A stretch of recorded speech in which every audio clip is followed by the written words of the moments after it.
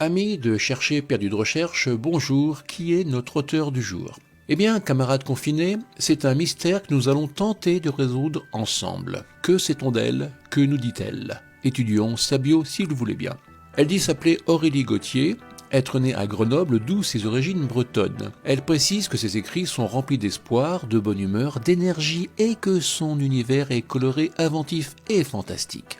Bien, ça, c'est fait. 3 lignes plus loin, dans sa bio, elle nous précise que son univers littéraire est assez fantastique, que son imaginaire est très développé et que... Oui, non mais ça, Aurélie, c'est bien, mais tout ça, tu nous l'as déjà dit. Je te rappelle la règle du non bis idem, en droit français, pas 2 fois la même chose. Quoi d'autre? Que tu es attiré par l'imaginaire et par... Oui, ça, Aurélie, c'est vrai, c'est bien, on a compris, ça fait 3 fois que tu nous le dis. T'as rien d'autre? Ok, bon, alors voyons tes écrits.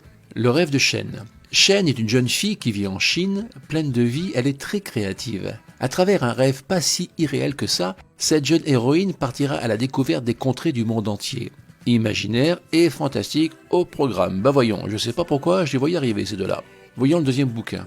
Les disparus. Ce jeune Léo pourrait ressembler à tous les enfants de son âge, mais son côté aventurier va le ramener sur les traces de son père disparu quelques années auparavant.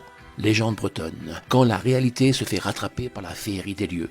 Les Corrigans existent. Si, je vous l'assure. Ils vous attendent pour vous conter leurs histoires si magiques.